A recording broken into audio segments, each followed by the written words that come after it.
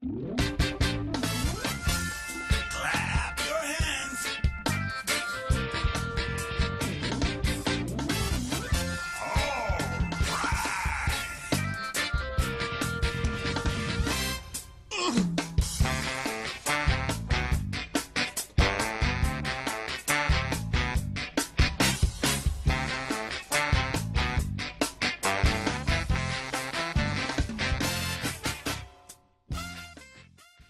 Hello and welcome to the Just Another Castle podcast. I'm your host Matt, and with me this week is our resident gaming journalist Eli, How's it going, everyone?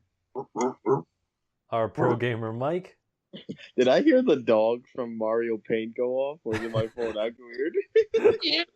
Meow. and that's our retro aficionado Unoclay. Give you a taste of some 8-bit music from a band I saw this weekend. Turn it down a little bit. It's hard to hear it. It's an 8-bit version of Smashing Pumpkins, a band from the 90s that some of you may or may not remember.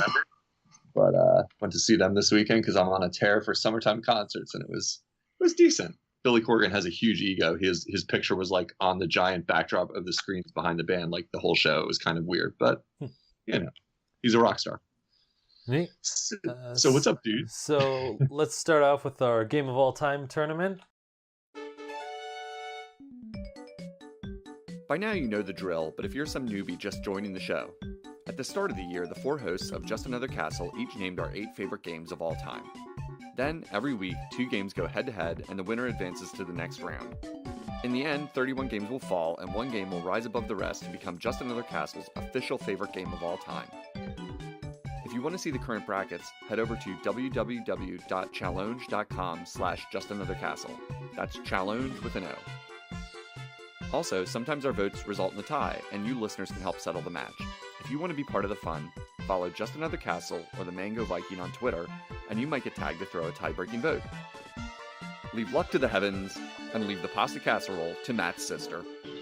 Oh, it's really cool. It's really cool.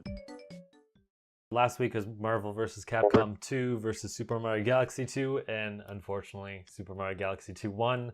So we'll have to, fix that later. And this week is Pokemon Fire Red versus Super Mario Bros. 2, the USA version.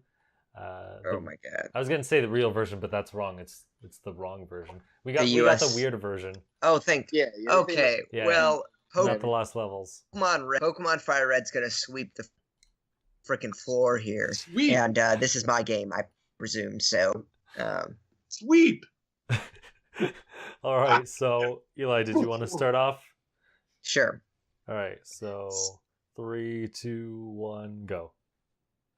I may be a little bit young, so Pokemon Fire Red is my introduction instead of Pokemon Red, but it was literally one of the most magical gaming experiences I've ever had.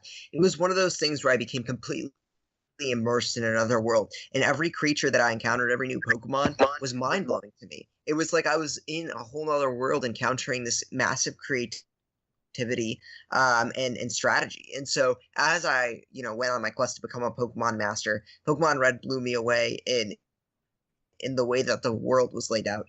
Kanto is one of my favorite regions. In the way the Pokemon interacted with one another, the strategy behind it, and also in its communicative elements. I went to summer camp and we would play, battling one another, trading items, trading Pokemon, and it was really not only a social experience, but overall a complete package that was incredible. All right. Good support there for Pokemon. Very nice. Unoclay, I know you're vying for Super Mario 2, because I believe it is your game. Did you want to go next? I sure do. I can put up a fight, although I'm sitting surrounded by pokey heads. I'll do my best. All right. Let you go in 3, 2, 1. Let me take you youngins back to a world where sequels were not a thing. We didn't have annual franchises. We didn't have constant reboots of the series, data war, etc. You were like, Super Mario Brothers was the greatest game of all time, and that's the end of it, and you figure games were over. And then issue number 1 of Nintendo Power comes to your mailbox. Issue 1, mind you. The front cover, Super Mario Brothers 2. It's amazing. That's all I really need to say. But I genuinely love the game. I've always put it much higher, in fact, than many other popular Marios. I have just a strange affinity for it, in spite of the fact that it is a reskin of a Japanese game, as we all know, Doki Doki What the Heck, and I still find it amazing. I think it's going to be I'm going to do a stream of me playing through the Japanese version at some point coming up. I've been working on the tech for that because I like it so much. Super Mario Brothers 2 forever, man. Even if it can't stand up to the powers of the Poke Trainers, I still going to throw my vote for it. All right, Yeah. nice. Yeah, tell me if you stream something and I'll like retweet it or whatever. For sure. I like the thing that I got to find time is probably going to be not very soon because I don't have any time lately. But yeah, the thing that makes it interesting as a streaming prospect is that the Doki Doki Panic version, the Japanese version, you actually have to finish it. You know how for those who haven't played Super Mario 2 ever and are only vaguely familiar with it, it was the first one where there were 4 different characters. It introduced, of course, High Jump, Luigi, and Toad as a playable character and Princess as a floaty character. A lot of people will be familiar with it from Super Mario World on Wii U, which was pretty much like harkening back to Super Mario 2.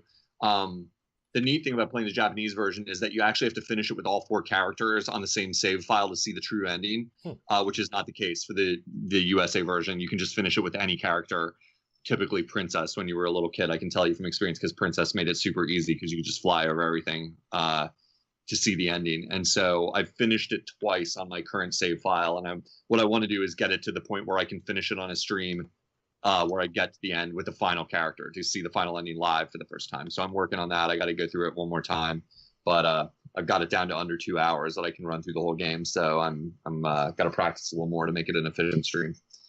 Yeah, Doki Doki Super Mario 2. So what do you guys vote? I know I've convinced you. All right, you can just can't say it yet. Mike, did you want to go or did you want me to go? I'll go. Well, right. Since you jackasses don't like to vote the correct way, I'm going to help my brother Clay out again. All right. Super Mario Brothers 2 all the way. Pokemon Red was actually my introduction into the series. But you know what? I feel like being a spiteful son of a bitch and getting some solid revenge and leaving it up to the internet to decide. Boom. Got you, Clay. I got you, son. Remember this. Remember this. Play it! Loving it! Loving it! Come on, man. Come on. You know what it is. I mean, look, I'll give Super Mario Brothers 2 this. Not only was it all a dream, according to Biggie Smalls and according to DIG, but it gave Luigi his flutter jump. The moving legs. So there you go. It gave everyone their distinct personality. There you go. There you go. That's absolutely right. Like that is huge argument. It did give the Mario characters the personality that we all kind of assume is just their nature today, and that's a great point. It really set the crazy thing. Wow. The crazy thing is, Mike. Excuse me. I thought story doesn't matter in games, Mr. Mike, professional gamer. That's not a story. Story does matter. You're talking a JRPG weeb son of a bitch, man. Right? I ain't Clay. That's so. Mike, in my mouth. Clay Mike, hates narrative. Weren't you the one who said we shouldn't vote just to spite other people or something like that? Yeah. I was gonna be like, to keep it even, so we keep it like two, if I really don't like any other game, we shouldn't vote, But I was that guy too because I was tired of getting bullshitted. We're not gonna change the rules. We'll have to do it next time, man. That's what I heard. All right? So how you guys like this? All right, I've been plotting this for the last 2 weeks. All right? No, I just thought of it now. All right. So, man, not only is all the pressure on you, but you can amend the rules. I'm giving you the choice, man. I'm giving you the detonation key. It's Unoclay's game. He can figure out the rules. Pick the red pill, Matt. Pick the blue pill. Yo, I am Dark Knighting him, guys. I'm giving him the bomb thing, the bomb trigger for the boats, and he has to save one of the boats, all right? And then I'm supposed to laugh. All right. I'll start in 3, 2, 1. Super Mario 2 is an interesting game for the reasons you brought up. They all have their own unique abilities, so that kind of makes playing the game interesting. But if there's so many more things I love, it's numbers, it's leveling up characters, and it's monsters. And I can't get that anywhere else except Pokemon. There's way too many creatures, and I love transformations and things like that. So it's really hard for me to turn down Pokemon. there's just way too many other platformers that are better, to be honest, and it's honestly not even the best Mario game. So I'm gonna go with Pokemon. Yeah, now we're gonna have to do a vote because Mike likes to play the troll. Devil's advocate? No, the troll. Well, this is what happens. We're gonna have to make you go Galaxy first in every 2. round now, just so you can't bend the game. If I That's. would've missed it- I knew I made the right choice opening up Twitter Alright. before this started. Oh, Matt, you read me like a book, my man. This is just gonna be a bloodbath on Twitter because it's gonna be all these young bucks that follow Matt that are like, I never even heard of Yeah, Mario. Matt's gonna be like, yo, let me message my boy, Mikey Pokemon Lover 32. I'm like, classic Matt and his bias. Yeah, right. I'm on to you, bro. All right. The last guy you messaged to break up a tiebreaker, it was like, I don't know, like Zelda versus like Final Fantasy, and he's like Final Fantasy hater. Oh, follow me on my other Twitter, Zelda lover only. And I'm like, come on, Matt, come on, bro. All right. Classic Matt. Dude, classic Matt. I mean, that's yeah. really what I would do if I was Totally. the host, or I would just pretend that somebody voted, and I would just like, yeah, this one won because I wanted to win. Oh, You guys man, wouldn't you're gonna really get him mad in a second. You are gonna get him. You're gonna get Matt all fired up, and he's gonna be like, "Gosh darn you!" Yeah, Matt's gonna be like, "A, please."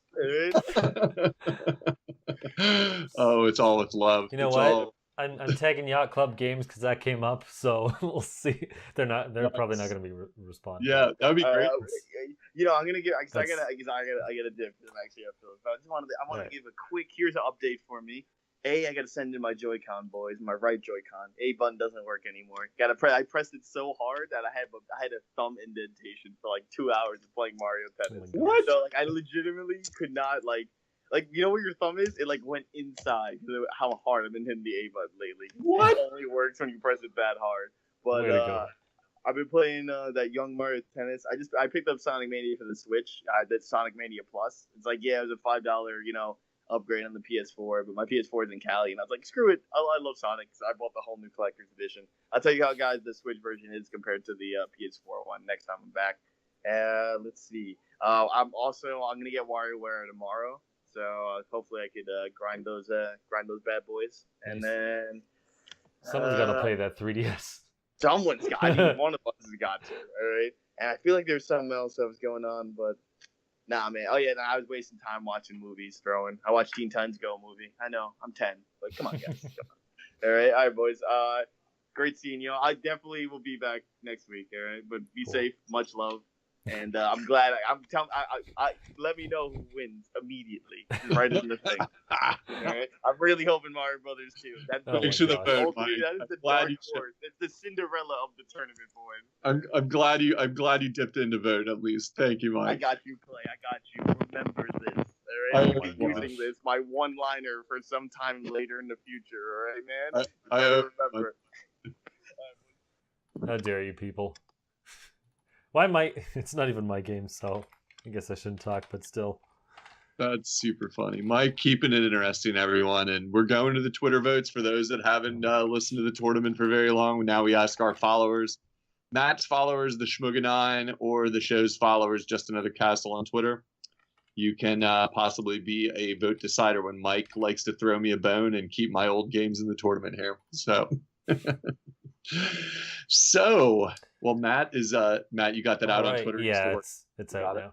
All righty. Back to you, Matt. All right, back to me. So we'll talk about what games we've been playing this week. I got Mario Tennis as a gift. I've played a little bit of the story mode. I haven't gotten too deep into that, so I probably won't talk about that. But of course, I am the demo king, so I tried out a new demo this week. It's one of the taiko drum games. So if you guys played Donkey Kong, that's probably more obscure. I don't know why I bring that up. But basically, you have a couple of different notes you can do by hitting a drum. On the Switch version, because I don't have a drum accessory, you just have to use motion controls. And the game is interesting. Or the game is pretty fun.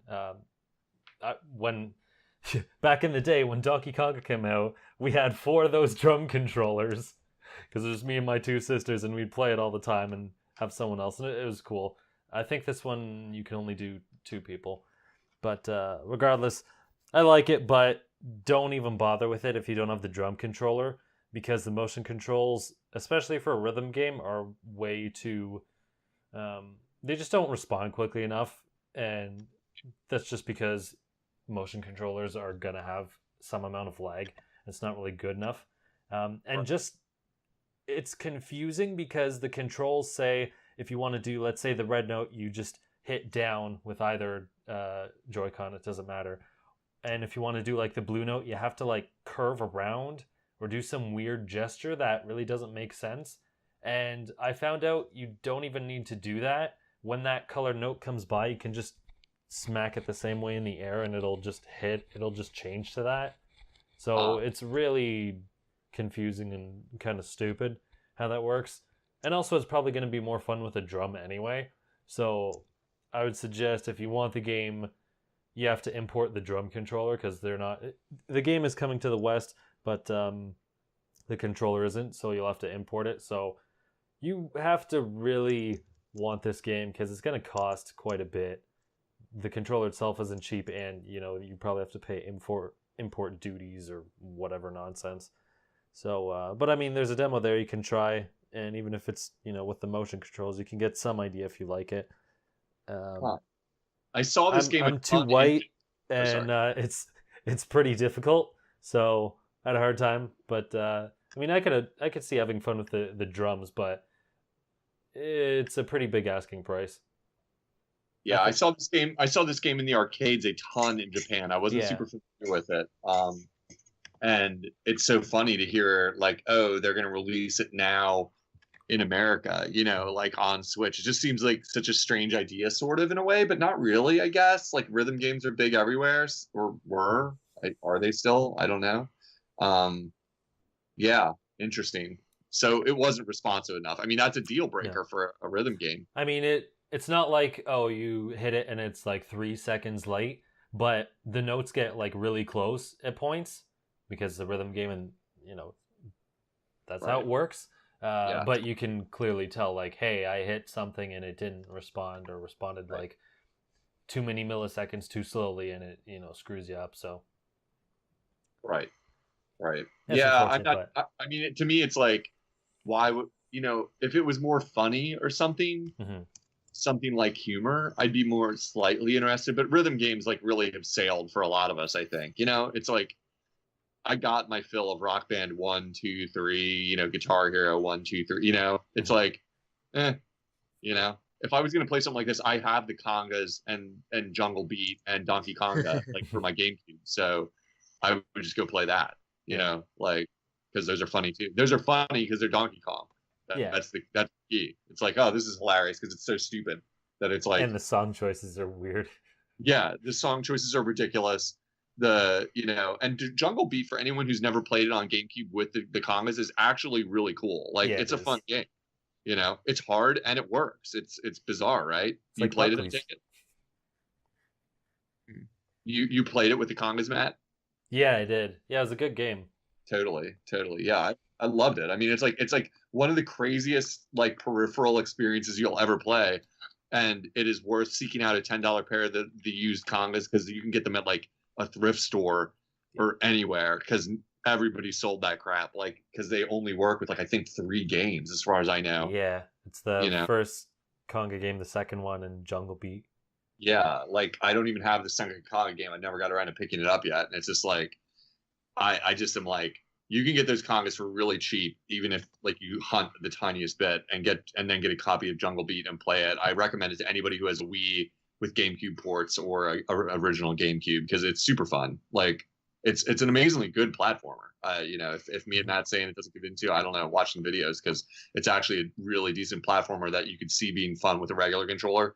The conga makes it like just bizarrely hilarious to play and challenging in a weird way. So yeah, but Taiko Drum, I don't know. Yeah. You'd have to convince me more, Nintendo. I don't know. It seems like maybe aimed at the Japanese market or something, right? Yeah, I don't know. Depends how difficult they go. They do have the Super Mario Odyssey song in there, so that's pretty cool. Not the demo, but the full game, yeah. I saw someone bring it up. I'm like, that's cool.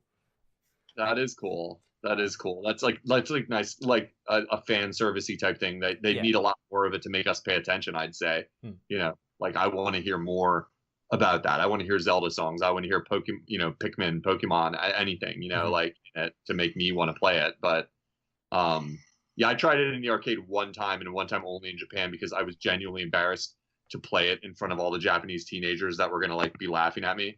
Like how bad I was gonna be. So like I played it like once and was like, I gotta walk away from this. I'm ridiculous. I don't even really I couldn't really get it either because like I didn't have any English instructions. So I was like trying to play it in an arcade in front of people with no guidance, you know. So it wasn't a good game like for me at the time. So yeah. There was another rhythm game I played, or Japanese rhythm game that I played probably a couple of weeks ago, and actually at E3. It's called Gal Metal. And it is similar. You do use motion controls, but I think it works better because with Taiko, you have to hit specific notes, and with Gal Metal, it's like you kind of make your own rhythm. Like there's a song playing in the background, but based on whatever Joy-Con you hit, I think one's a snare and one's whatever the bass. You can make your own sort of rhythms, and as you go along, you can unlock them, or they'll just show different patterns you can use, and you kind of like mix and match whatever patterns you want to make like your own beat. So I think that's a lot cooler and makes more sense with the motion controls. And that also has a demo. They're both on the Japanese eShop, so you can check those out. Right on. Interesting. Yeah, rhythm games, like they hit so hard that I think they burned a lot of us out. At least I speak for myself when I say that, like, it's hard for me to imagine getting excited about a rhythm game other than like if they like rebooted Elite Beat Agents or something like that. Like that's like the one that pops into my mind. Well, no, Rhythm Heaven. Okay, I'm lying. There are a few, but just the more traditional rhythm games, I don't know. I'm like, yeah. It all depends on the song choices too, because there's a lot of other Japanese ones. I played some other demos for those, and like this is pretty cool, but I also don't know how many of the songs I would actually like because one, I don't know them, and two, I don't know. Some of the Japanese music is just too Japanesey for me, if that makes any sense. I don't know. I don't really know how to. Racist. That's racist. No, it's like the anime girl sort of like music. It's like, I'm not really into the Vocaloid or. So now I forget. They have some other names for them. There's like, whatever, the Japanese like fake idol music. Yeah. I don't know. It's not really my thing. But did you see that? Like, not to be too tangential, but did you guys see that in the eShop that there's like teen idol Japanese games popping up in the American eShop now? Have you seen that? No. Crazy. Yeah, like the kind of games where it's like, from what I can tell, it's the kind of game where it's like a sim where you like the whole game is like a Japanese schoolgirl that you talk to. Oh yeah, I saw someone do a video of that. I'm like, that's all right. Check it out because it's really weird when you read the eShop description. They didn't even localize the description very well. It truly, it's not ironic at all. I'm pretty sure it's like literally somebody in Japan localized the description of the game because it reads like 1980s Nintendo games, like where it's like, "Hi, I will call you and send letter!" Exclamation point. You know, it's like and we'll have fun. Try me out, and you're like, what? Like, is this dirty or just bad translation? I think it's or good. is it purposely bad translation? Yeah, check it out. I don't think it's purposely. I think it's probably real. not. It's a real bad localization, and it's like kind of weird since it's, you know, the eShop usually has a little bit of a higher standard than that, I would say. But yeah, but that's what I've been playing this week. Eli, what have you been up to? So I've been playing some Octopath Traveler slowly and steadily. I'm about 10 hours in. I guess first let me say that we should probably come up with a jingle for your demo, King. I feel like there's totally a jingle potential. Something like, "It's Matt, the demo king."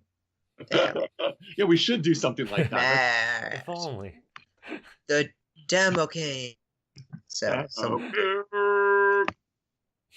or maybe demo kid, you know, whatever. Demo kid, that's right. How's Octopath, man? That game is blowing up. Yeah. So I think it's pretty good. I don't know yet how I feel about the entirety of the experience. I'm still kind of on chapter 1 because the way it works is you choose a hero, right? And then there's 8 in total, and so you spend the first 10 plus hours. I'm 10 hours in, and I'm still in this part kind of collecting up the rest of the heroes. So you go around and do everyone's first chapter, and then choose which ones you ultimately want to use.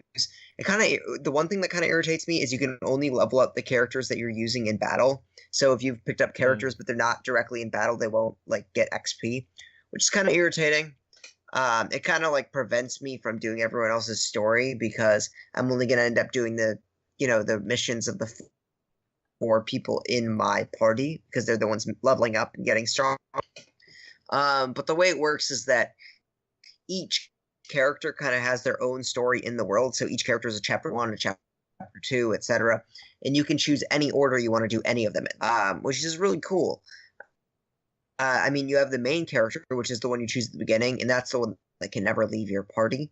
But other than that, you can do any of the missions in whatever order you please, as long as each character's missions are done in a row, if that makes sense. So I think it's an interesting concept. It's well executed, but really I'm only 10 hours in, which means that I haven't even completed all the first chapters yet of the heroes. I'm still going around and getting all of them. Okay. Yeah, it's an interesting game because I've heard mixed things from a lot of people on this. Some people love it. Some people think it overstays its welcome just because there's 8 characters and they don't want to go back and do all that stuff. So how was the it'll be art? Interesting to hear. It's a really beautiful game from what I've seen of the pictures. That was the big attraction. When it was unveiled to me, it looked really good. Is that the case when you play through it?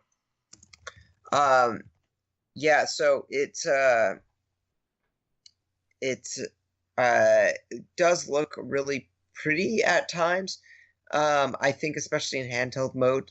It's more the graphical style is just really cool. I don't know, it's kind of weird. At certain times you're like, wow, this is really cool. How do they mix these water textures with these old-timey graphics?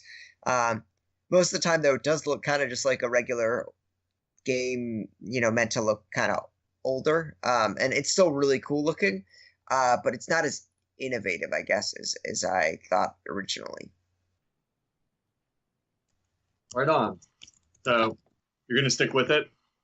Yeah, definitely. I bought the game and I'm still playing it. And honestly, a lot of RPGs I really like because I can multitask while I do them. I can watch a show or a movie and play at the same time.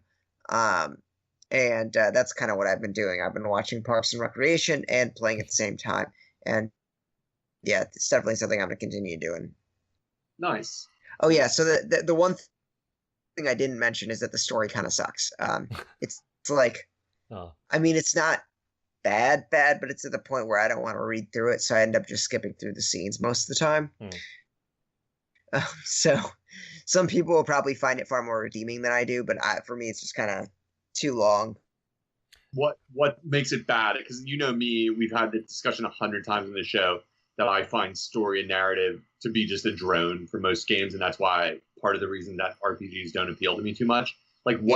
Bad story for someone who is RPGs? It's not necessarily bad. It's just too drawn out, and so it's not interesting or fast-paced enough for me to keep me interested. I think is really the big point.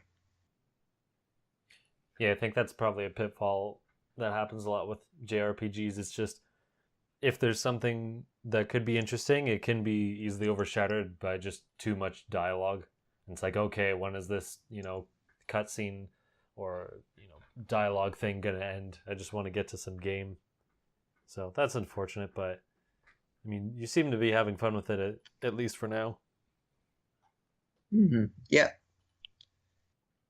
So I haven't really kept tabs on this. What makes this more different than other RPG or JRPGs or whatever? Because I think one of them is a thief and you can steal from random NPC characters and weird interactions like that.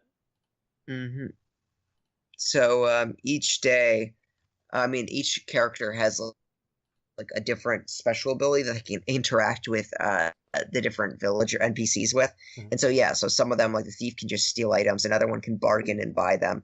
Another one can just kick the shit out of them. Another one can like recruit them, I think. So yeah, each different character has a different ability. And honestly, it's a minor mechanic. It's not that big of a deal. It is cool to just steal everyone's shit, which is ultimately what I do. But it's like, it's not that innovative when it ultimately comes to the gameplay execution, in my opinion. Okay, well, neat. Was that all you wanted to talk about for this week? Yeah, I mean, I haven't had a ton of time to play. Unfortunately, I've been getting a lot of my applications and stuff together. Yeah. So I recommend Octopath if you're into RPGs, especially now on the Switch. So yeah. Cool. So Unoclay, what have you been playing this week? I was traveling a lot, and right, yeah. That's why I haven't been on. Why did I even say that? yeah, but I've been playing a lot, like because I had Switch, like oh yeah, good point. it travels. It's this cool new system from Nintendo. It's like a 3DS but bigger. It's pretty much just a Kindle with Joy-Cons attached. Oh, Joy-Cons, they're like kind of parts of Nintendo controllers. It's neat. It worked out. Nintendo, they're back, man. Check them out. The end of the podcast. But no, I finally I let people on Twitter know. But if you haven't been following Unoclay_Switch plug on Twitter for my very very quiet account, I did finish Zelda. Nice. Finally, oh my gosh. 500 days exactly to the day it launched. But not until I checked the calendar. Jeez. I finished. Oh my god. He hasn't even gotten Mario Eli.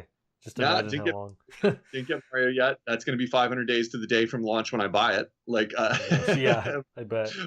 When I fit it in. But I finished Zelda. I got 104 shrines, so I'm pretty proud because I did that without the tracker, and I got a couple hundred Koroks and 11 out of the 12 memories. That one freaking memory that's just a picture of a forest.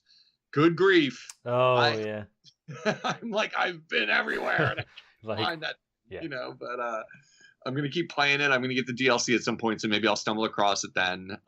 Get some more Koroks. I know that there's no way I'll ever get even close to all the Koroks because I'm just not crazy. Yeah. It's not worth it either. Yeah, like I know I'll get a cake or a congratulations sign. Oh, you'll get something. Yeah, but like, yeah, I know, but I'm good on that. I don't need it to be complete. I really liked it. I thought the ending was way too easy. I don't want to say too much because I know there are actually people out there, some who listen to this show. Oh my gosh! Who haven't Just say it spoilers and then talk about it. Well, no, I'm not. No, genuinely, some of our big listeners haven't finished it. I know for a fact.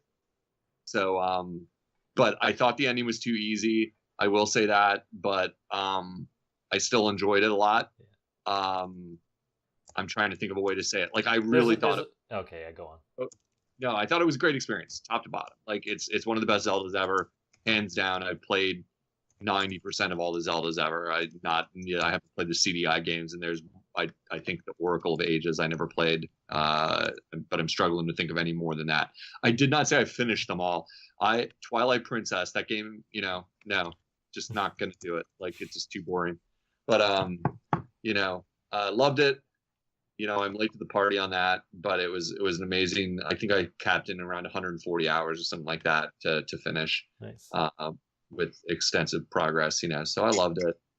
Matt, you were filling me on some mechanics of the way the ending works. Yeah. I'm not going to say what they are on Twitter when we were talking or on Skype, and I can just say to people listening, if you haven't finished yet, if you're literally like me and you were playing it at this point and you still haven't gotten spoiled on it, it's just interesting. Once you're done, hit me up and I'll explain what Matt explained to me, because I was able to be insulated from spoilers till I finished, and I was like, wow, that's really, it was neat. It was neat, some of the stuff that I was filled in on the way the game works itself, like that I wasn't aware of because I didn't expect that. Mm-hmm.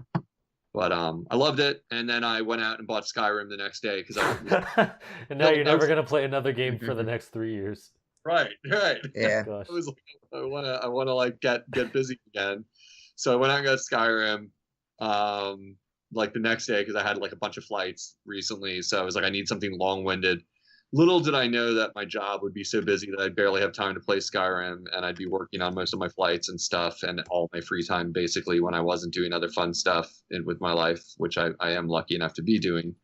But I did play a little Skyrim. It's a little slow for my taste, but I can see the appeal. I'm kind of like in magician school right now, and it's a little slow, and I'm like, it's cool. I like the expansiveness of it. Like everyone, I know this is late to the party type news on Skyrim. Hey, Skyrim, it's a famous game, huh? But yeah, it's cool. I don't know how much I'm going to stick with it or not. I can't tell yet. It could be a slow burn for me where I get into it in little spurts and play it a little bit and then drop out again and then play it.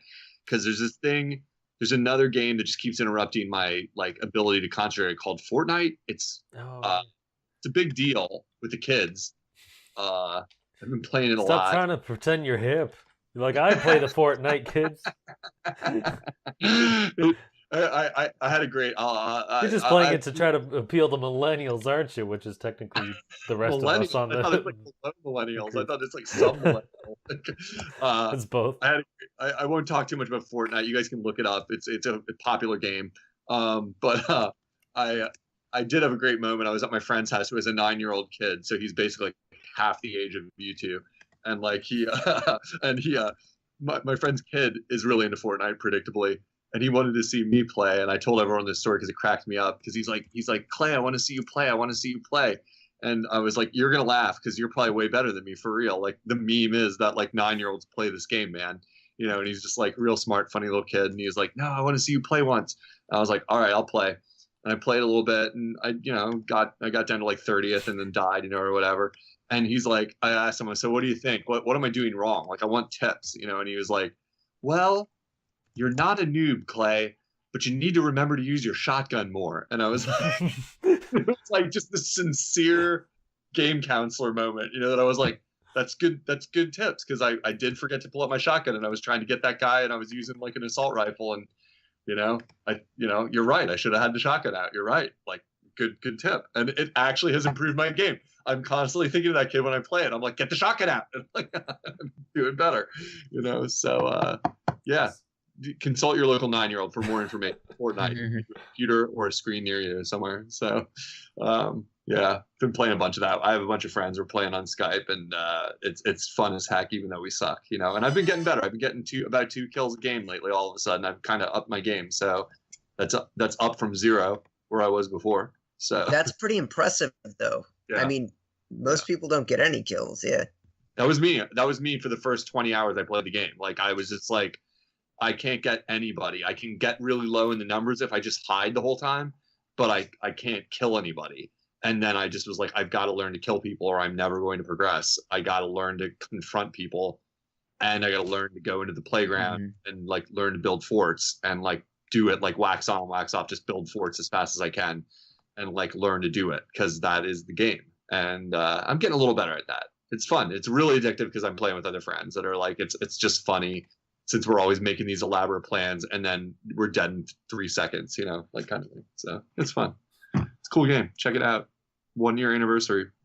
Birthday cake on the battle bus right now. Oh my gosh. Apparently, I had Twitter open just to see if anyone replied, and apparently you can use the DK bongos for the Tycho game if you have a GameCube to USB or whatever adapter. Wow! Breaking news. Breaking news. There you go. That's great. That's great. Wait, what? If you have a GameCube adapter. Right. Yeah, because that'll work with Switch. Which I do. I'll have to download the demo and try that out. Wait, you cut out. Can you repeat that, Matt? Oh, okay, so you can apparently use you can use the DK bongos for the Tycho game if you have a GameCube adapter. Yeah. There you go. That's weird. Super cool. I may have to download it and try it out, because that's funny. I have all the required components to test that, because I do GameCube adapter, and I do have the drums down there collecting dust. So it'd be nice to give them a test. My dog hates the bongos. Is the only problem. I have to do it when he's distracted, because he gets really upset and comes in the room and barks at me when I'm playing on the bongos. So it's I get it. You don't like bongo music. You're not into it. You're more a metal dog. So I understand. All right, so we'll get on to maybe some quick announcements. Playground mode returns to Fortnite on everything, including Switch. Read into that whatever you want. I don't really know what it is. I think you can just play the game without, like an actual match, just to test weapons out. Yeah, it's super vital. Like without going into detail, it's super vital because the problem is if you try to practice doing anything in Fortnite, you're dead instantly. Like because it hunts you down and kills you. And the playground is awesome because you can just have your friends like hang out and like you can run around and practice building things and practice shooting things and test all the guns and stuff. And they're like it's super generous with the drop. So like every weapon is dropping into the map like really fast, so you can like get good. You know, it's just makes the game fairer for people who are just joining the game, so you can like learn and you can just play games with your friends. It's actually fun. You can just like make a game yourselves. You can be like, hey, all right, like play hide and seek. Like, all right, I'll give you 20 seconds, run away. You know, that's what we do, stuff like that. And then I'm going to come get you, you know, and you try to stop me. And it's really good practice for learning the game. So yeah, having them bring that back was big because I wondered what happened when they dropped it like for season 5 and now it's back. So yeah. Mario Tennis. So apparently I didn't know this because I only got Mario Tennis recently, but apparently Bowser Jr. was overpowered in some way. And they made an update to fix that. And apparently they even wrote like, yeah, there'll be more updates to make sure like he's not still overpowered. So if there's still problems, it'll be worked out. And they're doing some like free DLC anyway, so they'll keep going with that. I wonder if they're going to have any characters after, I think it's like September or something is the last one, which I think is already on the cartridge anyway. We'll see if, I guess depends how many people play it. They might support it longer. Actually, that's pretty much it for announcements. So we'll get on to some news. Something interesting happened this week. They showed off another Labo kit. And, you know, it's kind of expected because they numbered them, so it was inevitable. But this is the third one. It kind of scared me because it was like a product coming back from the dead. Yeah, did it sell well? I don't think so. I think it did okay, but I don't think it really did that great. It wasn't like flying off shelves. Yeah, the one analyst said that it performed to expectations, but it was not incredible. Yeah. Like that's how I'm saying it. So yeah. Yeah, maybe they'll just keep releasing them and see how it goes because it's probably a lot cheaper. Well, it's a lot cheaper than anything else, that's for sure. But this one I think looks pretty interesting. It's a vehicle kit, so you have like a basic car. You can explore the world either driving the car or change it to a plane or a submarine, and you change to those different vehicles based on if you put your like Joy-Con key or whatever into the other cardboard construction. So you have a wheel for the car, you have I don't know, gear shift or whatever for the plane, and then I forget what you have with the submarine, some other weird thing. They all have their own like abilities and attacks. One of them I think has like a crane arm you can shoot, and it even has co-op. So with the car, like someone can appear in the back and just like start shooting enemies on screen with one of the other like cardboard controller things, which is kind of neat. What do you guys think of this so far? Eli? Interested or? Eli, I welcome your opinions. I have opinions, but I welcome you to go first. Yeah, you can start. Oh, well, I don't know if I'll buy it or not. Like, I am the one of us of the show, if people haven't been listening long, I'm the one who bought Labo and was very excited for it. I've enjoyed it.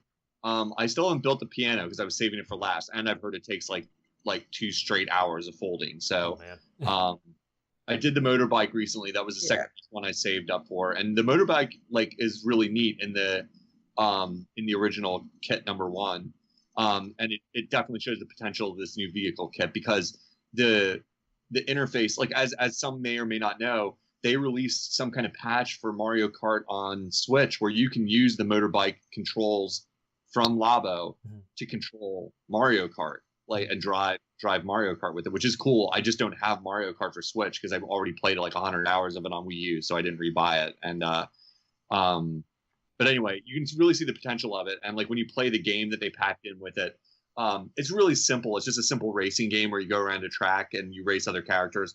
But it completely shows the potential of these ideas. And what I said to Matt on I think on Skype when we were just talking about it is that like what I see from the release video for this new Labo kit is like, I can't tell for sure, but I'd be hopeful that it looks like they're leaning toward more of a gamification of the Labo, like a little bit more in the software department for the after you build it kind of period. Because that's what I that was what I've confronted. Like, I like building it. It's really cool. They're really neat. It's like building Lego, and you have the same exact problem that you have with Lego. You build it, and then you're like, okay, now what? I guess I'll set it on my shelf. Mhm. You know, that's a flaw, basically. Like, Lego is like a model kit, and you know, either you're into it or you're not. And you know, Lego's cool and everything like that, but you do run into that, like, what do I do with it now feeling. And that's what I'd really like to see Labo do. Like, I'd like it if there were substantial games with it, like at least to the level of Wii Sports, like packed with each thing you build. And that would be a real selling point if they could get that going, where it's like, well, this isn't just like a throwaway game. This is actually a game you want to play, like Excite Bike or something. You know, I'm just spitballing, like games like that are actual cool games, like that you can only access through Labo. I'm down. Like, I want that, and it would convince me to buy again. And I want to sort of hear more about that for this new kit once people have hands on with it and be like, are these games substantial enough to want to play them? Or are they more like the motorbike where it's like, it's kind of fun for a few minutes. I've put in 20, 30 minutes into the motorbike games, but that's it. You know, there's not much to do besides go around the track and beat the other racers. And it's like a mini game, and that's it. I mean, it's nothing wrong with it, but, yeah, not substantial enough to keep me playing. That's why the piano is going to be the best one, because it's actually a creative tool that I can like sink into and really mess around with it when I have the time for it. So, yeah. Well, I'll be happy to tell you that I will not be picking it up because Labo sucks. So yeah, thanks. Grumpy boy. No thanks. No fun. Come on, man. See, I thought it would be funny off Clay's like long, long-winded. Just come in like a wrecking ball, you know, and knock it up, knock all the nuance down. I mean, it's cardboard, man, and I just don't feel comfortable. I don't feel comfortable giving $70 to a company for cardboard, no matter how nice the cardboard is, you know, indented, I guess. You're funny. Oh man, you kids these days. What does it take to impress you? Man, that's cool. I get it. I mean, Labo's not for everyone. It's like it's a common problem with gamers. We think everything should be for us, and I don't think you're even saying that at all. Like, I think you're being ironic, and I know that, like, to some degree. It's like, this isn't for us necessarily. I am proud to have enough kid in my heart to like love stuff like this, where I'm like, nah, dude, this is super cool. You know, like, I love it because it's funny, if nothing else. You know, and it is expensive cardboard. It truly is. Like, it's a luxury item for rich parents who spoil their kids. Nothing wrong with that. Not for everybody, you know. Like the poor people play Fortnite. You know, that's it. Sorry, poor taste. But you know, yeah, I don't know. I'm not saying I'm gonna buy this one. I didn't buy the giant robot kit number 2 because it seems like a little bit too limited to me. It seems cool but limited. And this maybe 3 could get me back. You know, I want to hear reviews of like the software itself once people touch it. So yeah. But good on Nintendo sticking with it. I hope they at least do several kits. Like, even I'm sure they'll do at least 5. Yeah, because I don't see them bringing up like a numerical system if they're gonna do only like 2 or 3. Like, there wouldn't be much of a point. Yeah, but, you know, there's a Wii music kit coming. Like, there's got to be an instrument kit coming. You know it. Like, it's gonna be like. Surprised if they do a sports one. It seems like it would make the most sense. Yeah. You know, maybe not. We will see. It looks interesting. I think it's more interesting than one of the other ones, at least.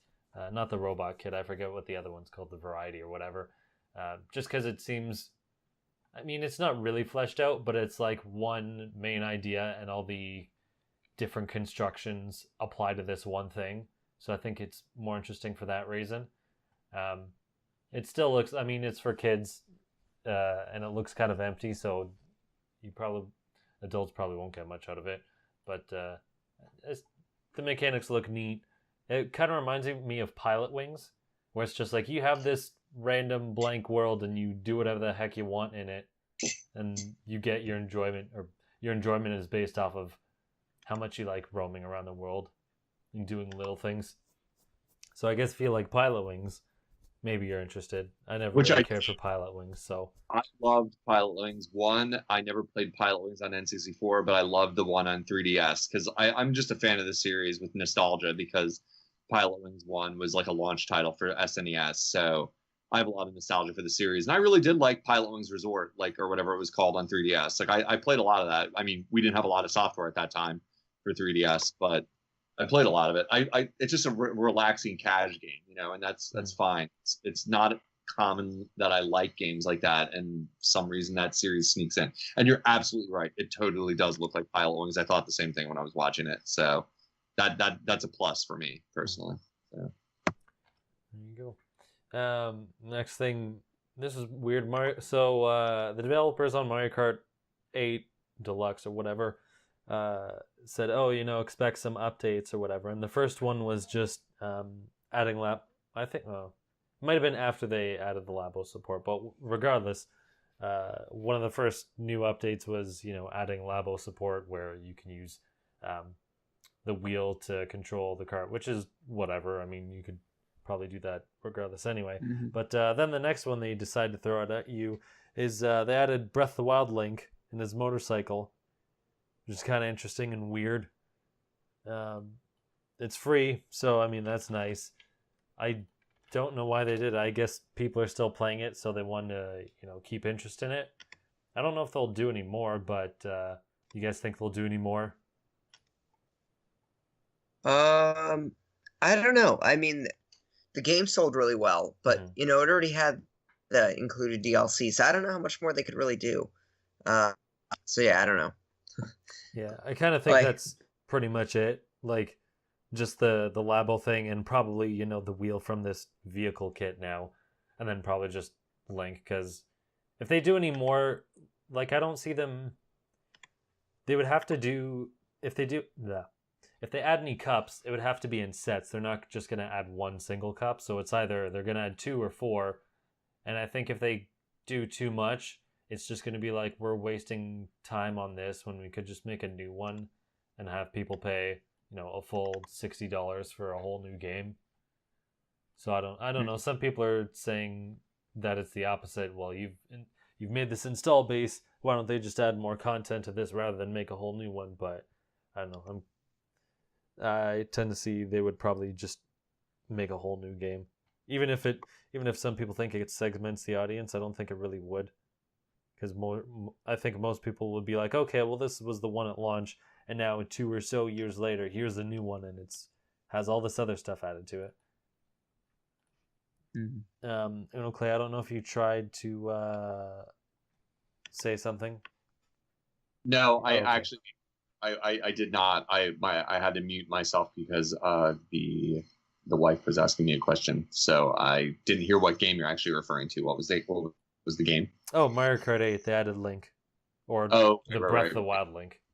Yeah, and you're asking if there's going to be more content added to Yeah. the game thrown out. I don't know, man. Like what puzzles me is like where do they cut it off and go for Mario Kart 9 or Mario Kart Switch or whatever. Like because like I you know, I am not, I repeat, opening the debate of like smash the port for Switch. Mhm. But like where do you cut it off to avoid like, you know, kiboshing your own sales? Because like Mario Kart 8 is kind of like the ultimate form of Mario Kart in some ways. You know, it looks really good. It's like all the content you can possibly want. You know, short of just like doing huge DLC packs of brand new tracks, like what do you change at this point? You know, like and you know, it's sold. My understanding is that Mario Kart 8 on Switch has sold incredibly well, especially for a port of a game. And more to me is like what's gonna happen next is what I'm wondering about. Like, do you do Mario Kart 9 on Switch? How long do you wait? And what is it? Do you go for a double dash reinvention where you reinvent the wheel, pun intended, you know, and like go for a new game, like where it's like, well, because if you don't like it, you already got Mario Kart like Ultimate Switch version or whatever, and then, you know, if you don't like the double dash formula or what, you know, I'm just anything, whatever they would do to change it again for a new iteration, you know, I'm just stumped. I'm like, or do you do something like really crazy, like F-Zero cross Mario Kart, you know, or something like that, like go full on, lean into it and like put the two series together since we don't know what to do with F-Zero or something like that. Like, I don't know. So like in terms of more DLC for like Mario Kart 8, I'd say no, because at some point they've got to shut that door and say like, we're poaching our own sales, unless we just go for a full DLC pack for it, where we say we are releasing 16 new tracks for Mario Kart. You know, this is the Mario Kart you're going to play, period. Close, end of sentence. Like we're not going to say there's no Mario Kart on Switch other than this, but we're making it clear, here's a $30 DLC, so you get the picture. Like, you're buying this or you're buying nothing, you know. Like I don't know. I'm stumped about that, because I'm sure there's a lot of high level discussions in Nintendo that have been happening about that. It's like, this game is selling like crazy. Like, how soon is too soon for us to move on, you know, to the next thing? So I don't know. I'm bemused by it. I almost like I'm tempted to buy it for Switch because of these issues. I'm like, it'd be great to have it looking even better, because it looked great on Wii U, but I really can't justify it. I already played it so much that I know I probably wouldn't really dive deep on it and get my money's worth if I pay another $60 for it. So, especially, did you buy the DLC? Some of it, yeah. Yeah, I wouldn't. I recall. I think all of it, maybe. Okay, I don't yeah. recall. I wouldn't bother, because the only real thing was that it packed in the DLC and it added like a multiplayer mode. I forget what it was. Like a real battle mode. But I mean, yeah, if you don't really play it locally, then there's really no point. That's kind of huge. Like the real battle mode is kind of huge, but I don't know if so you're saying real battle mode is only local? Well, I mean, so like the only real difference between this and the Wii U version is like the real battle mode. Right. But right. I mean, I don't know if you would care about playing that online as much as you would locally. So if you're not really going to play it online, then there wouldn't really be a point. Yeah, I can't justify it. I was never the biggest battle mode freak like some people were. Like, because my generation, when Mario Kart, you'll hear it from anybody who waxes nostalgic about Mario Kart from my generation. Like, battle mode was huge to people. It was absolutely huge. Everybody played battle mode. Yeah, block for it. Yeah, block for it. Always, like, all items, like whatever, like all day long. Like it. I played it. I'm not going to say I didn't, but me and my friends were really, really, really, really into Mario Kart original, like SNES version. But we mainly played racing because the cartridge saved your scores, and we would just like take turns trying to beat each other's scores, and it was like cutthroat level where we were getting down to tenths of a second for like every track on the whole cartridge.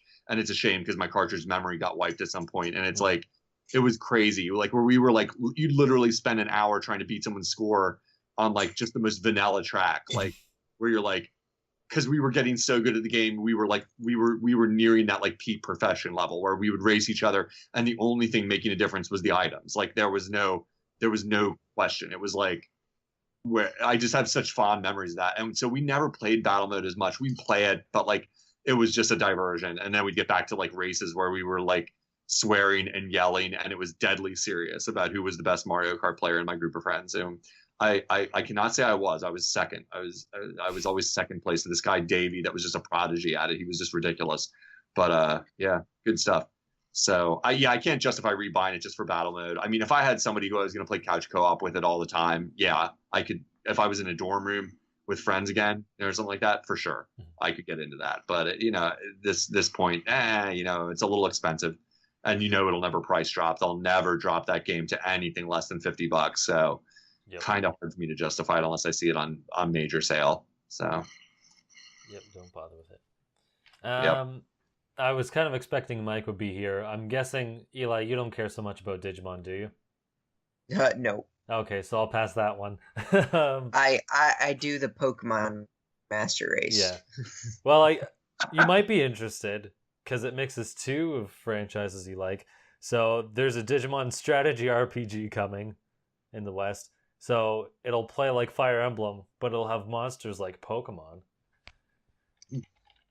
Yeah, I don't know. Yeah, okay, I don't think so. You're like, nice try, Matt. You're not getting me to talk.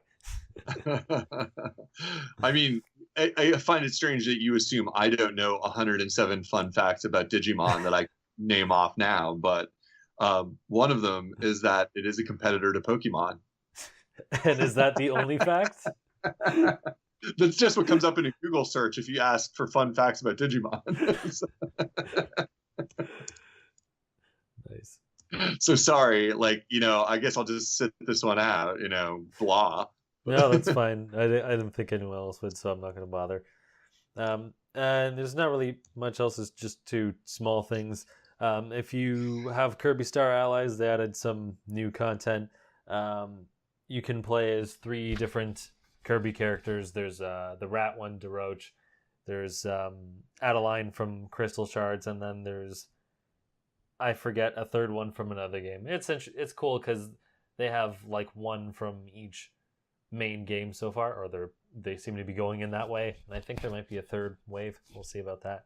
But in one of the modes, you can like replay the game, like do a speed run kind of mode, and it basically chops down the whole game to about somewhere between 30 and 60 minutes. But for the new characters, it's kind of cool because I haven't gotten to it yet, but for each character, they have a level based on the game they're from. So Adeline, the artist, will have a Kirby 64 level, and then the rat has one from Squeak Squad, and the other one I forget has one from that. So that's pretty cool of them to add, and it's free update, so why not check it out if you have it? But I thought that was kind of neat. They added something they didn't really need to. I'm kind of surprised they even added it all, because it's like, I don't know how many months after I think the game came out in like March. Now it's July, so it's like 3 or 4 months later, and it's like a single player game, so it's not like you're going to play it for that much longer after you beat it. So, and also, like, I don't know, I don't see why it would take this long for them to make it, even if they're adding a level for each of the characters, of which there are only 3. It's really weird. The pacing seems really off somehow. I don't know how that works. Yeah. I mean, like, good on Nintendo. I mean, we can walk away from it and say this isn't for us again. And it's like, really, you do have to wonder, like you're saying, who is this for? Like, kind of. I mean, I'll play it, but I mean, I don't know why they're adding something. Like, I mean, at least with Mario Kart and Link, it's like, okay, people are playing online and continually buying it and whatnot. And, right. They're adding Breath of the Wild Link to basically everything on Switch now. Right. But I mean, yeah, this just seems weird. It does seem nice a little fan service. It is fan service. I mean, and it's like, it's Nintendo. Maybe it's just a good. If anything, it's almost like a good sign, because it's Nintendo committing to supporting their products regardless of the success, which is like in this competitive cutthroat gaming environment now is huge, because they're trying to be a premium gaming company in an era when the most popular game of the year is being given away free, like period.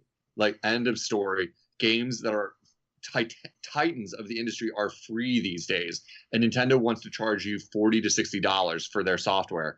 And these are great things that they're trying. We'll see if in like 10 years, 15 years, it continues to work for them. But I think they're smart to be ahead of the curve and anticipate these kind of situations with the gaming industry. Like, do anything you can to create goodwill with your install base, because stuff is really weird these days. Like, for a company that like sinks as much, a company that's not only a hardware producer but is also the biggest producer of their own games. They're the only people doing this, and they got to try anything. And so it's really good when they have the chance now where they're on top again, that they're going to sink the money into like continued support. It's goodwill with the fans, even if it comes in small ways like that it's like, okay, we're going to support Labo, even if it didn't sell quite as hot as we wanted. We're gonna put out these like kind of like DLC packs for Labo, and we're gonna come out with like free, the free stuff they're sending out for that, or the new kits, even if it's not like setting the world on fire. We're gonna support Kirby, for God's sake, a game for babies. We're gonna support. No, I'm not even being ironic. Like, it certainly isn't the hardcore element. Like, that's playing Kirby. Not saying anything about whether people like it or not or whatever, but like it's certainly not supporting a game like Destiny or Splatoon or anything that's like a AAA, like legitimately adult player like base. So I think it's good. As long as they have the resources to do it, it's good. It creates goodwill. It creates a sense that Nintendo cares, that they don't just abandon you after you pay them $40 or $60 or whatever it is for a game. Because Kirby, I'm sure, was what? I mean, it was a full price title, right? So, so that's important, because like it's hard to justify charging that much and then setting it next to something like Splatoon or Odyssey or Smash Brothers, where there's going to be content and support and like just even on disc content for like a year. You could potentially play any of those games, and it's like, and then you have Kirby and you say to yourself, why is this game on the same price point? So it's like that kind of thing, they got to do if they want to keep charging that kind of money. I'd almost say. So. All right. Yeah. Well, Eli says he's got to head out, so we'll let him go. Yeah, I'll see y'all later. Thanks for chatting this week. So talk to you next. Or you can find me on Twitter at Palasalon. That's the only plug I got. Cool. We'll see you later, man. Bye, Palasalon.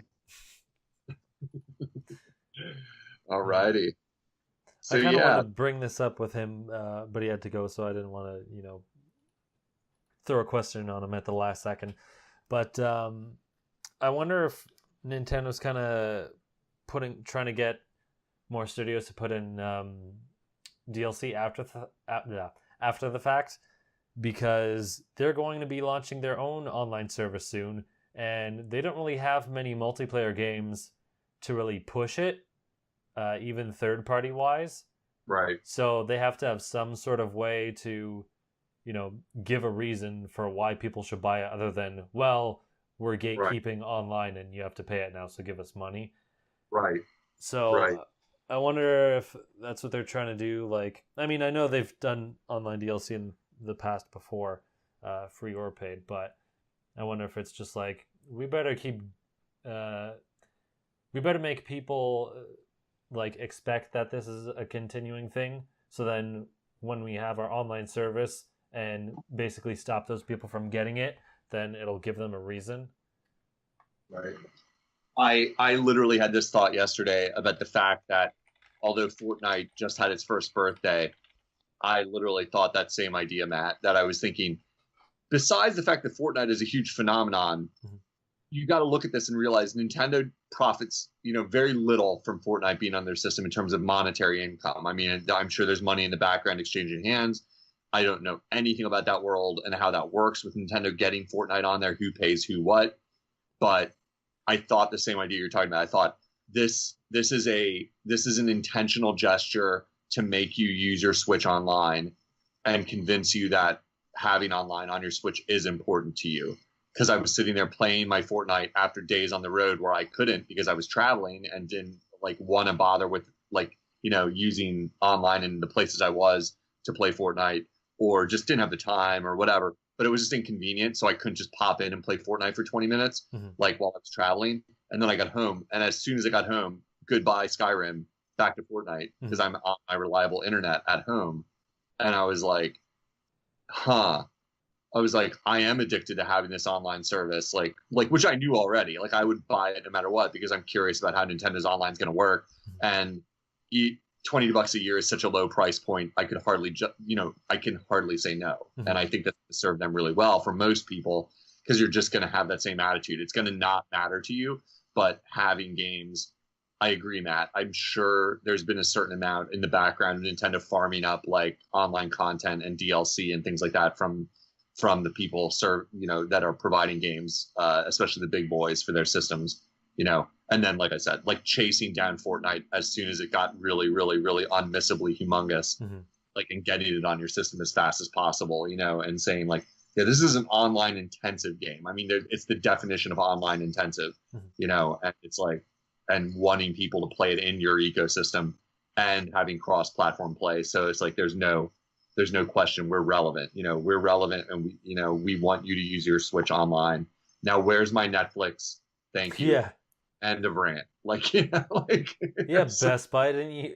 I forget, there was like a couple months ago, some retailer like let it slip that, oh, this is coming or whatever. And I think it was in January, because I remember I said it to you at some point.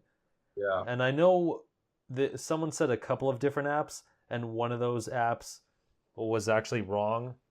But I'm pretty sure like one of them, like Netflix or something, was real. I don't remember, but yeah, it's like get on that. But it's just haven't they released a statement on that note? Haven't they saying it's on Netflix, not on Nintendo? Or is it the other way around? Someone said something like that. One of the companies. I feel like it was like I think Netflix said something. I'll check it up while you're talking. Yeah, I can't remember. It's just like, and it's not like most people don't have multiple ways to watch Netflix these days, but it's getting pretty bizarre when you've got Hulu and you've got Fortnite, and we still don't have a web browser, which I do suspect that could be. I just suspect the web browser thing could possibly be an anti-piracy thing, like that. It's like they're trying to make it harder to break and crack the system, because the second you give people like unlimited internet access, like it's pretty much over. It's going to be too easy to crack and download any number of like illegal like hacks and exploits into your system, and they're trying to avoid that. And I can understand that. The web browser thing, it's like whatever. Most people have a web browser in their pocket these days. It doesn't matter. Like, it's kind of irrelevant, and I understand that. And you could say the same thing for Netflix, except for the fact that my Switch interfaces with my TV directly through a dock. Mm-hmm. And I also have to note, it's a side note, but it is Nintendo news related. I still use my Wii U to watch Netflix on the TV, and something's going wrong. And I would love it if anyone's listening and wants to hit me up at Unoclay _Switch, Unoclay _Switch. That is, I almost said it wrong, but let me know if you've been having problems with your tablet on your Wii U controlling Netflix lately, if you happen to be watching through that means, because suddenly it seems like maybe there was some update or something changed with Netflix, but the tablet goes to sleep while you're watching. It seems like the tablet goes to sleep while you're watching Netflix, and it's really hard to get to wake up again. You have to like bang on the buttons like to wake up your tablet, like, and it's just like, then it'll come back and be like, oh yeah, what's up, but it takes like 30 or 40 seconds sometimes to like get the tablet to like re-engage with the Wii U. And in the meantime, you're trying to pause the show and someone's talking to you and you're like, I can't pause it. I just can't get it to stop, given that that's how you operate Netflix from Wii U. So I'm just kind of curious about that. If anyone else is running into that problem out there, I should seek that out. But yeah, any dirt? Was it Netflix slinging mud on Nintendo, or was it the other way around? It was Netflix, and let me see this other one I pulled up.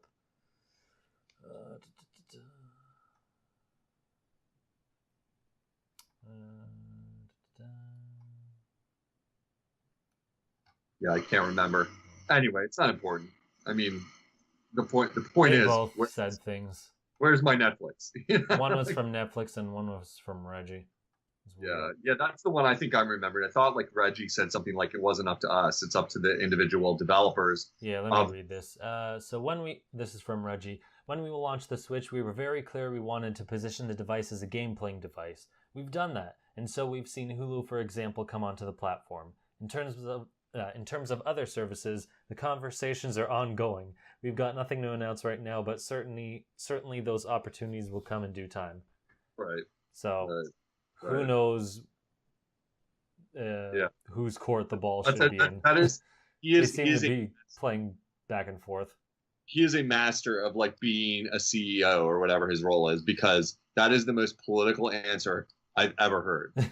like I said a bunch of words, and at the end of those words, you have no new information in your mind. Yep. Things are happening, maybe, sort of. Yeah, maybe like, some stuff will happen. But we have basically like, well, we don't have Netflix, but we have Hulu, and everyone's like, screw off with your Hulu. I've never liked Hulu because I don't like all those commercials. I'm like, I don't like Hulu because I can't use it. Oh man, you can't even use it? Why is that? Because it's an American app. Oh, you can't get that in Canadian regions? Nope. That's why Netflix is better, because it's like worldwide. Oh, how interesting. So wait. Same with the Wii U had like so many video apps, and I'm like, wow, I can use like one of them. It was Netflix. So Hulu is not available even if you have a smart TV and cable or whatever, or like just not on. Well, I don't have a smart TV, but I don't think so. Wow, I didn't know that. Learn something new every day. I didn't know Hulu is like region locked or whatever. I just call it American ignorance, sincerely. Like I didn't know that. Like I thought it's internet based. So anyway. Oh, you'd think so. That would make the most sense. But cable companies and I guess online streaming services are stupid that way. Huh. I did not know that. I did not know that. All right. Okay, very interesting. Weird. Not unless it's changed somehow recently, but I mean, I haven't really looked into it. But no, I don't think I can as far as I recall, I can't download on the Switch anyway, so it would be American only.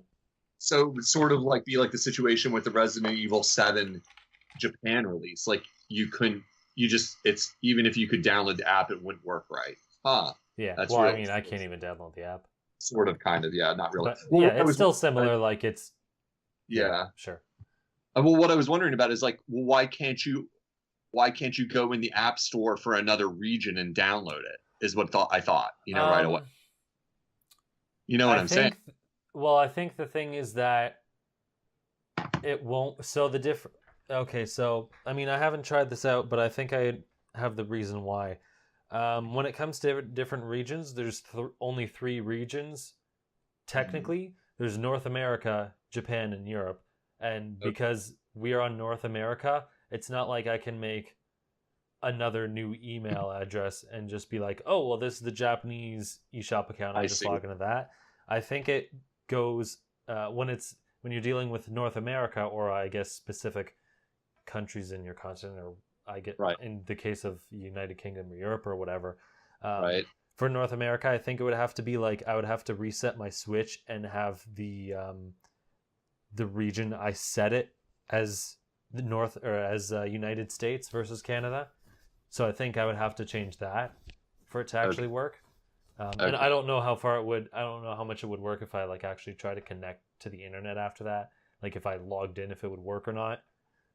Like after downloading the app, but I think that's how it would work. I think I'd actually have to change the region that's set on the console itself. Yeah, that makes sense. Like that explains it a little bit, because like I'm just used to that idea, like using the Resident Evil 7 experience that everybody tried and then failed, and now I forgot about it till now, and I forgot that I'm angry about that till now that I still can't play that game. But like that everyone was like, you can download it, but it doesn't work. Like you're just gonna run right into a wall of like, this is broken, like this sucks, I want to play this. Like so, yeah. So anyway, all right. Well, that's quick. Well, all right. So listeners, y'all learned something, that if you live in a region where Hulu's available, you should still say it sucks, because Matt doesn't have it, and that's fair. It's okay. I wouldn't pay for it anyway. Well, like I mean, they used to. Hulu was free when it first came out. That's also like me being like out of date, because like I always think of it as free, and I'm like, oh no, it's not free anymore. It was the free one when it first came out, where you could watch it with commercials, I think, and it was like free if you were willing to endure the commercials. And I think that ship sailed ages ago. But I'm like, I still. That's like, I've never used it much because I hate commercials so bad. I would rather not watch. I would rather watch a wall, like do nothing, than watch commercials. You're gonna laugh at what I'm about to tell you now. So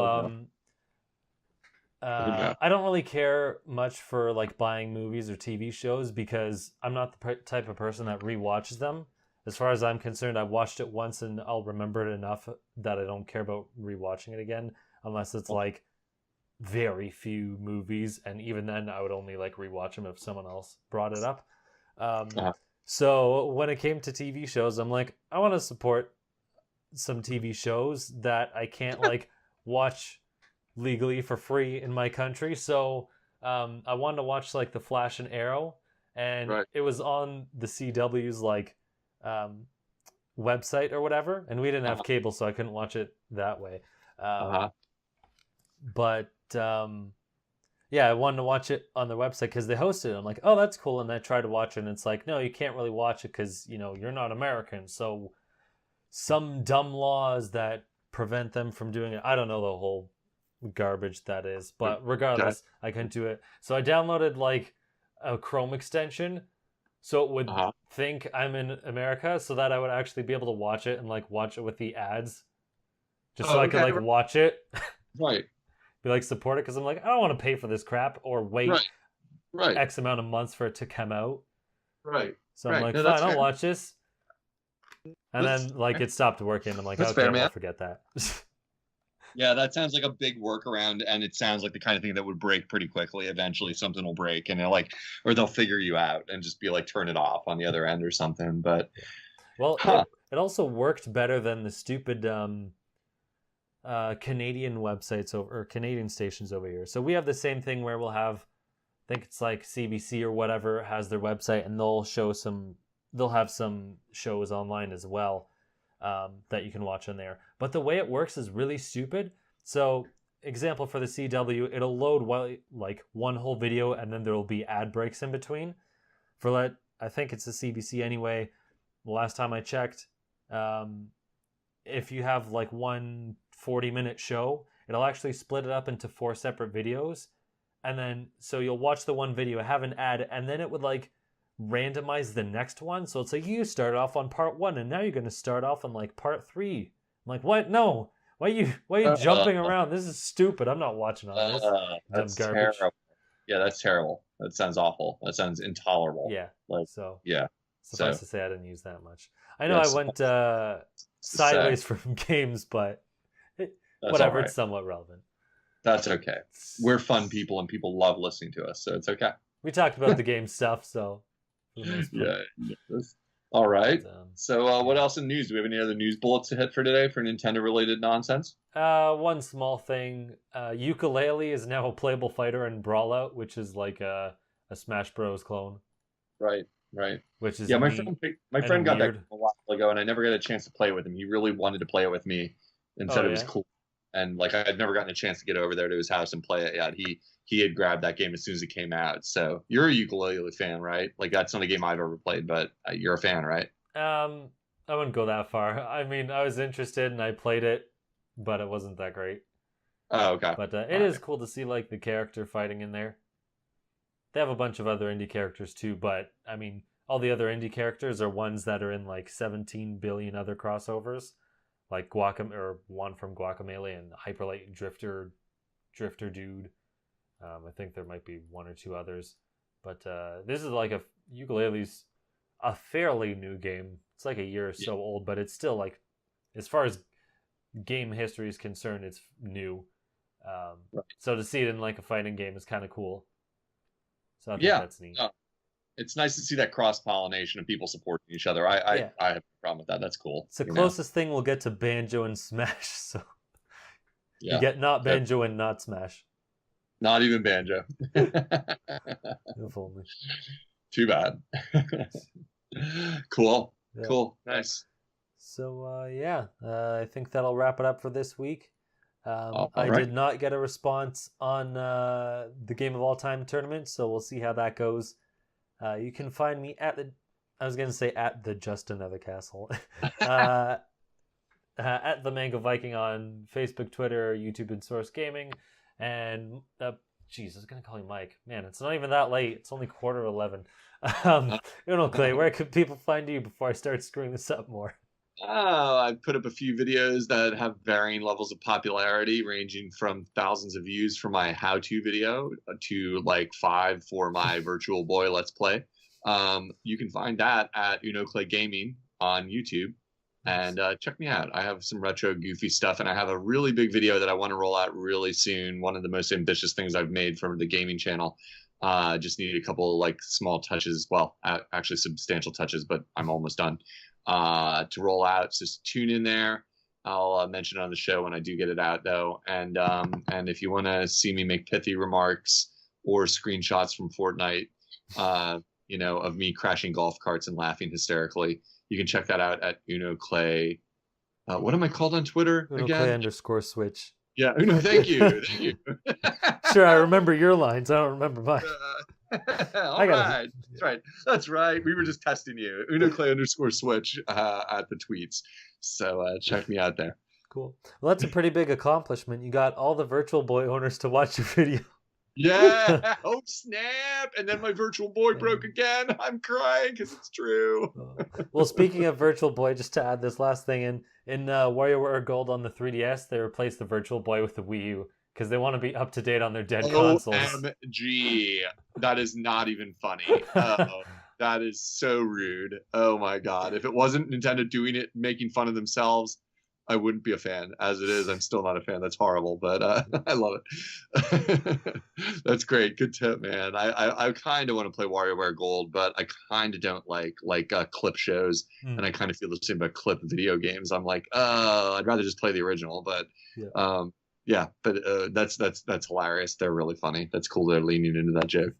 So neat. So wherever you're listening, you can find us at Just Another Castle on every platform on the internet. Hit us up with your questions or your interest if you're being on a guest at Just Another Castle, or me directly at the Manga Viking.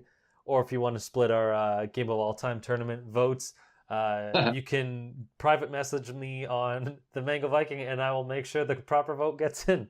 Mike was right. Yeah. So until next time, leave luck to the heavens and leave gaming to Nintendo.